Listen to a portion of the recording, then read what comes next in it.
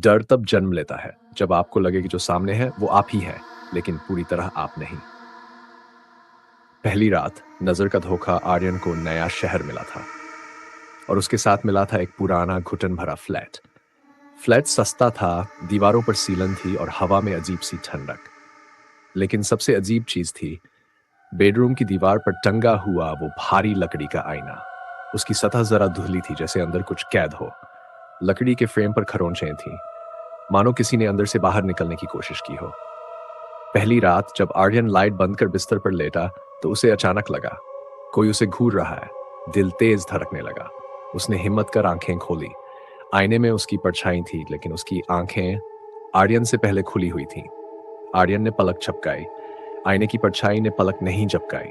उसके शरीर में सिहरन दौड़ गई। थक गया हूं, खुद को समझाकर उसने करवट बदली और सो गया। दूसरी रात हरकतों की देरी अगली रात डर और बेचैनी साथ लेकर आई। आर्यन जब आईने के सामने खड़ा हुआ तो उसने देखा उसकी परछाई अब सीधे नहीं देख रही थी। वो उसे ऐसे देख रही थी जैसे कोई शिकार को देखता है। आर्यन ने धीरे से हाथ उठाया। आईने की परछाई ने हाथ एक सेकंड बाद उठाया। आर्यन का गला सूख गया। उसने सिर हिलाया। परछाई ने देर से सिर हिलाया और इस बार परछाई के होंठ हल्के से हिले। लेकिन आर्यन ने कुछ नहीं कहा था। उसने घबराकर आईने पर चादर फेंक दी। चादर गिरते ही उसे लगा जैसे अंदर से कोई हंस पड़ा हो। तीसरी रात जब आईना जाग गया, रात के 2:20 आर्यन की नींद अचानक खुली। कमरे में बर्फ जैसी ठंड थी। उसकी सांसें साफ दिख रही थी। उसने देखा चादर जमीन पर पड़ी थी और आईना खुला हुआ लग रहा था। आईने के अंदर से धीमी आवाज आ रही थी, आर्यन, उसका नाम, उसका अपना नाम। डरते हुए वह पास गया। आईने के अंदर वही कमरा था, लेकिन वहां कोई परछाई नहीं थी।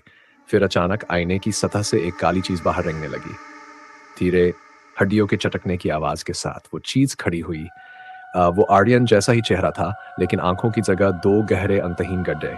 उसके मुंह से काली लार टपक रही थी और वो बोला, अब मेरी बारी है। अंत अदला बदली आर्यन भागना चाहता था, लेकिन उसके पैर जमीन में नहीं थे। वो आईने में धंस रहे थे। कांच ठंडा था, जैसे किसी लाश की त्वचा। उसने चीखना चाहा, लेकिन आवाज आईने के अंदर ही कैद हो गई। काली परछाई बाहर निकल आई और असली आर्यन को अंदर खींच लिया। आईना शांत हो गया। अगली सुबह आर्यन का दोस्त आया। आर्यन दरवाजा खोलकर मुस्कुराया। सब ठीक है? दोस्त ने पूछा। हाँ, आर्यन बोला, लेकिन उसकी आवाज में गूंज थी, जैसे दो लोग एक साथ बोल रहे हों। दोस्त चला गया। कमरे में अभी आईना था और उसके अंदर असली आर्यन कांच पर नाखून मार रहा था। उसकी आंखें फटी हुई थीं, मुंह खुला था, लेकिन बाहर कोई आवाज नहीं जा रही थी।